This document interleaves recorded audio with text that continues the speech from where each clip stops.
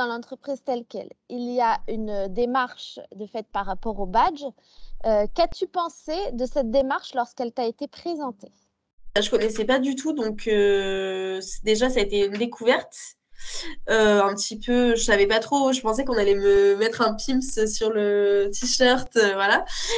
Du coup, j'ai trouvé ça plutôt pas mal. Et donc après, de pouvoir la poser, c'est ça, sur un CV, peut-être avec un QR code ou pour vraiment prouver. Donc ça, c'est plutôt intéressant quand on n'a pas trop d'expérience professionnelle ou trop de formation. Ça permet vraiment d'avoir quand même quelque chose de qualité qui permette de pouvoir retrouver un emploi et parce qu'il n'y a pas que les formations qui nous permettent d'acquérir des compétences. Donc ça, c'est bien que ça commence à être reconnu. On peut avoir plein de qualités et compétences, même si on a un parcours de vie un peu atypique. As-tu rencontré des difficultés pour demander tes badges? Alors déjà, je me sentais pas trop légitime pour les demander. Dans le sens où, par exemple, l'écoute active, je sais ce que c'est, je la mets en pratique.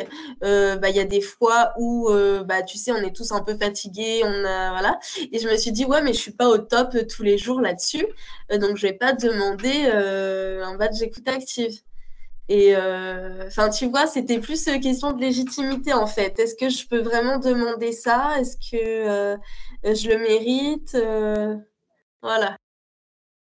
Et par rapport à ces difficultés, qu'est-ce qui t'a permis de les surmonter du coup? Ben, c'est Emilia et Elodie qui m'ont dit, bah non, vas-y, n'attends pas d'être.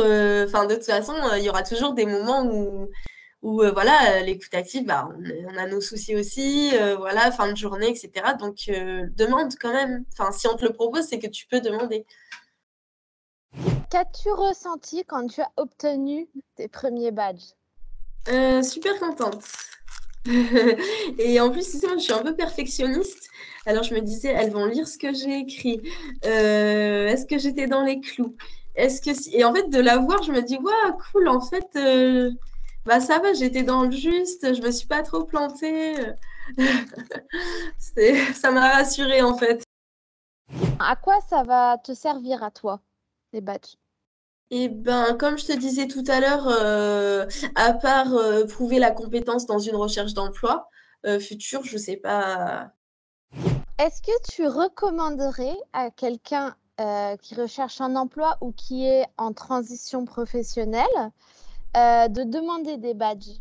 Alors oui, dans le sens où je pense pas, tu vois, que le badge en soi, enfin, on peut s'en passer, mais ça permet tu vois, de retourner un petit peu à l'écrit, de se poser, de reprendre un petit peu confiance, parce que tu vois, quand on l'obtient, c'est quand même une petite satisfaction, c'est pas un truc de fou, mais ça redonne un peu confiance. Et puis pour des personnes, voilà, quand t'écris plus parce que t'es chez toi avec tes enfants, par exemple, et ben là qu'il faut se poser, répondre à une question, ça réapprend un petit peu le cerveau à faire autre chose, ça donne envie en fait, tu vois, de rédiger, même pour soi.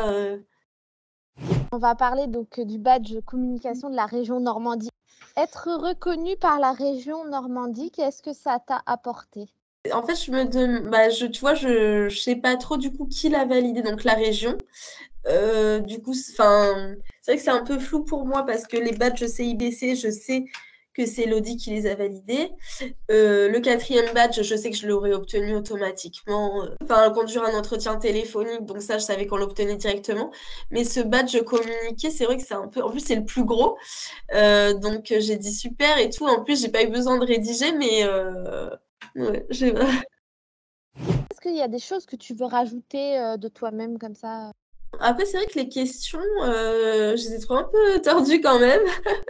Tu sais, dans le sens où, quand tu demandes un badge, tu as envie d'expliquer vraiment ce que tu as fait, la compétence, etc.